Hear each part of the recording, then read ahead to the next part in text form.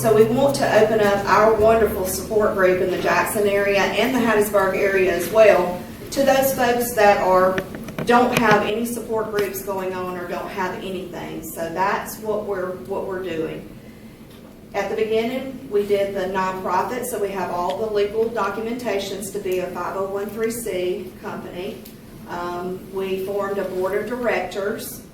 We formed a patient advocacy group. Some of you are part of the group here in the Hattiesburg area, and we have a group in Jackson as well. So that's part of our funding that we had to put all of this together. We are now in our next line of funding, which just came down August 1st, so it has allowed us to go live nationwide. And like I said, this is just our practice run here in Jackson. On October the 20th is when we're going to make our big debut nationwide to everyone. We have formed partnerships, which is a requirement for this contract through PCORI.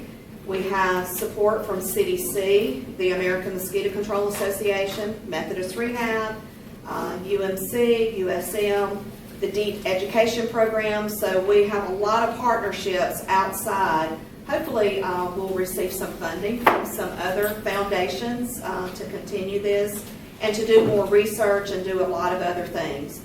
So those partnerships will continue to grow. We'll continue to add people on. Like I said, we know that there's lingering symptoms. Y'all aren't the only ones that are suffering from that.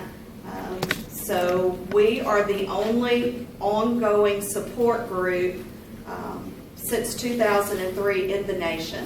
There is a group in the Dallas area that came about, I think it was 2012 or 2013, when Dallas had a big outbreak in that area.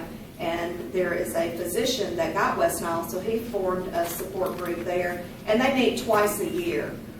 So we meet quarterly, 4 times here in Hattiesburg a year, and 4 times in Jackson as well. There have been some patients on a Facebook page that y'all may, I know that some of you are members of the Facebook page.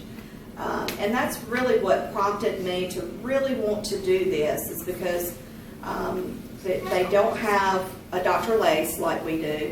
They don't have these open meetings that have speakers that talk about headaches and, you know, talk about chronic fatigue, talk about depression.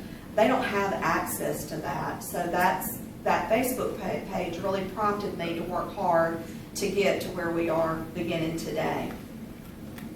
There have been several groups or several individuals part of that Facebook page that have just met just willy-nilly. They just said, hey, let's meet at the Chick-fil-A down the street to get together. So social media is going to also play a big role in what we're doing. This is just some comments of them on this Facebook page. And if you're not part of this group, I encourage you to join.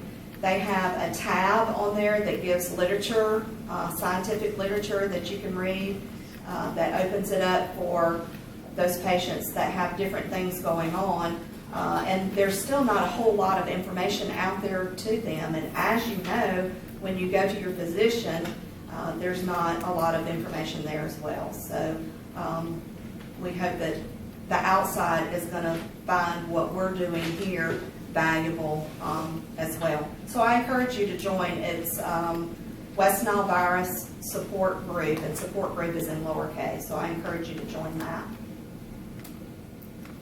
So we're going live. We have people on the outside. Amanda, they're going to type in some questions. So at the end, for future meetings, we'll continue to do this for every one of our meetings.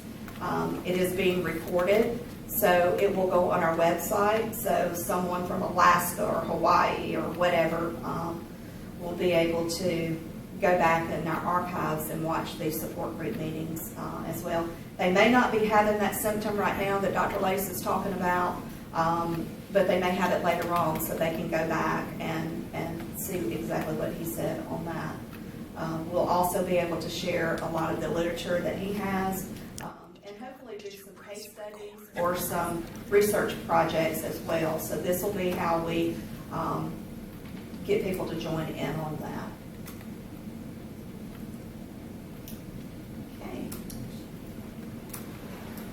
So, as I said earlier, I don't want anything to change in our meetings. I mean, y'all have been very, very faithful to this group. We've all formed friendships. We're like a family, and I don't want to take any of that away from you guys that are coming. You will probably see that it's going to be a little bit more organized. We are going to invite some outside speakers to come talk about those lingering symptoms that people are having as well. So we just hope that it's going to benefit the outside, just how it has benefited you since we've been going since 2003. And we do this because as of August the 22nd, these are our numbers. In Mississippi, we have 37 cases of West Nile with 2 deaths. They may be reporting out. They report out on Fridays, the health department in Mississippi. They put it on the website on Friday, and then it's reported out on Monday to the media. Nationwide, there are 314 total cases. 190 are neuroinvasive, and 124 are the fever cases. There's 13 deaths in the nation, and then there's also 71 blood donors. We'll also have someone come and talk about donating blood, how they screen that, and when you can donate blood again. So that'll be another one of our topics. So our tentative date to go live is going to be in Jackson, October the 20th. We hope to have a big media event. I think this is really big. I mean, it's very big for us, and it's just been a dream that I have had for quite some time. So I thank for Corey for awarding us the money. Our board of directors and our partners, we've put a good group together. We've got some writers, we've got some speakers, we've got a lot of knowledge. So we hope that it's not going to benefit only you guys, but the outside as well. Any questions on that part of it?